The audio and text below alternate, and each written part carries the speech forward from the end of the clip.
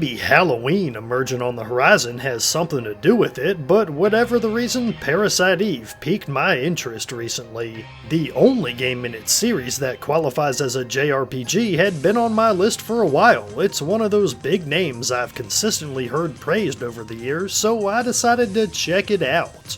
This 1998 PlayStation classic serves as a sequel to the synonymous novel by Hideaki Sena, published 3 years prior.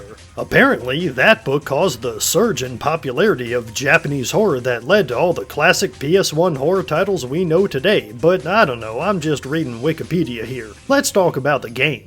You play as Aya, a cop working for the NYPD. Yep, in a cool twist on the genre, at least as far as we got in the West at the time, Parasite Eve takes place in real-world New York City, featuring landmark locations like Central Park, the Statue of Liberty, and the Chrysler Building. I can't help but think this must have contributed to the game's popularity here in the good old USA, but regrettably I wasn't paying much attention to PlayStation in the 90s, so I couldn't say for sure. What I can say is that subscribing to RPG Haven helps my channel reach more RPG fans, so I hope you'll consider doing so and leave a like if you don't mind. I mostly do retrospectives, but also streams, polls, and other fun stuff. Anyway, Aya's out on a date at Carnegie Hall when all hell breaks loose. The star performer of the evening's musical, Melissa, suddenly goes batshit and murders everyone. I'm not even exaggerating, everyone but Aya dies, kicking off the plot to figure out why the heck only she survived. After regrouping with her partner and boss, the trio eventually link up with a Japanese scientist named Maeda who had investigated a similar incident in Japan. Over time, this ragtag group learns that Melissa was not technically Melissa at all, rather an entity known as Eve had inhabited her body to cause all the destruction.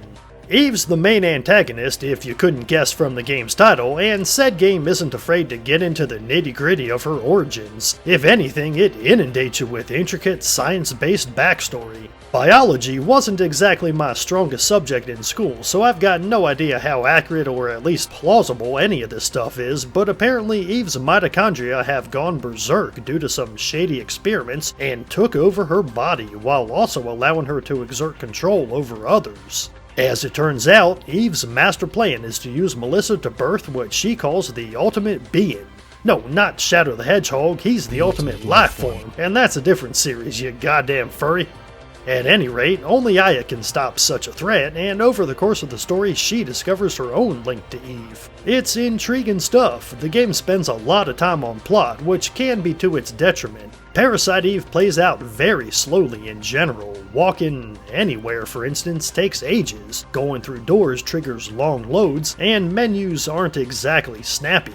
The backgrounds may look beautiful, but the PlayStation's limitations are readily apparent by the game's sluggishness, which grew tiresome by around halfway through, and felt like a slog for the rest. If you're thinking, hey, that's just how games were in 1998, then I'd direct you to Banjo-Kazooie, a game with virtually zero load times that came out the same year. Of course, that's talking cartridges versus CDs, which, to be fair, is a whole other argument. Meanwhile, Parasite Eve rewards your patience by featuring jaw-droppingly gorgeous visuals. Its pre-rendered backdrops are out of this world, or rather, of this world, only in a way that's so detailed and realistic it really feels like you're walking around New York City, even when playing in 2023. I've gone through enough PlayStation titles at this point to say this is among the best looking games on the system, and it may be worth checking out solely for that aspect. The music, too, stands out as a strength. Yoko Shimomura, establishing her career by this point, yet nowhere near the stardom she's since achieved, brings another soundtrack of pure gold, but there's something different about this one. It feels lighter than usual. Hear that?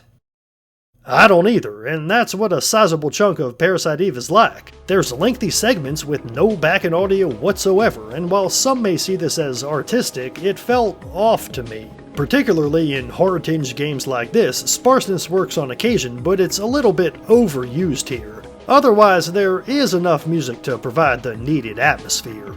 In the end, this all comes down to a matter of taste, but other limitations of the PlayStation hold the game back. Most doors have finicky load triggers, where you've gotta stand in a certain spot to trigger them. Why game devs can't set a sphere around the door and have any X button press within that area activated is beyond me. I'll cut them slack though. I may be a programmer, but I've never worked on games, and I'd bet there's plenty I'm missing. Thankfully, the dungeons are pretty cool, dripping with 90s horror atmosphere, though a few locations drag on too long or are convoluted beyond belief. Central Park especially fits this mold. I wandered around that damn place for what seemed like hours in days 2 and 3, only to realize I was supposed to be in a whole other location. Sheesh, I never get that lost in the real Central Park. On the other hand, I appreciate the game's lack of hand-holding. If you don't pay close attention to the dialogue, you could easily waste time backtracking or grinding where you don't need to be.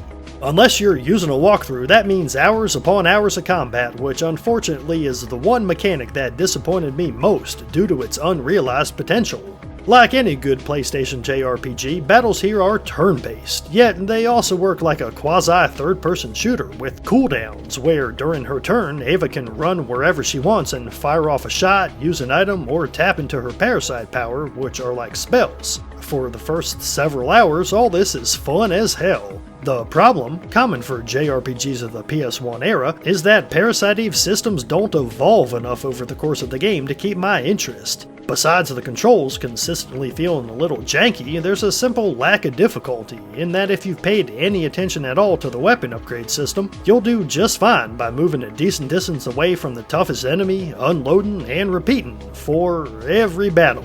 The game throws all kinds of options at you, but the basic guns and ammo are just fine as long as you pay even the slightest bit of attention to NPCs like Wayne, who offer helpful storage and upgrades. You can improve your guns by transferring effects from one to another. For example, if you've used a bunch of stat up items on your main gun, then find a gun with better base stats, all you need is a tool item to copy all stat upgrades over at once. Here's the rub, using a tool destroys the old gun. Also, stats aren't the only upgrade you can clone. Some guns have special modifiers like firing custom ammo or even crazy stuff like letting you act twice in a single turn.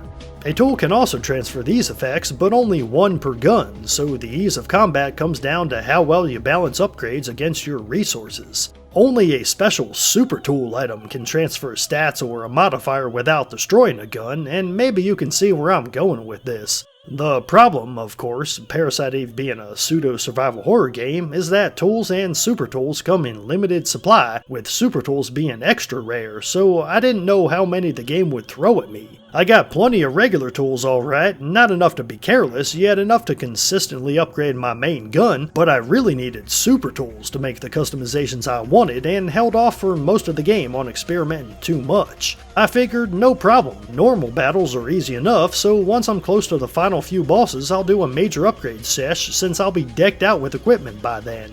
This came back to bite me in the butt, cause Parasite Eve suffers from a bizarre pacing problem. For the first 5 in-game days, you start in the police precinct in the morning, where you can access your storage stash, then you visit a few locations which play out as dungeons, before finally heading back to the station to end the day.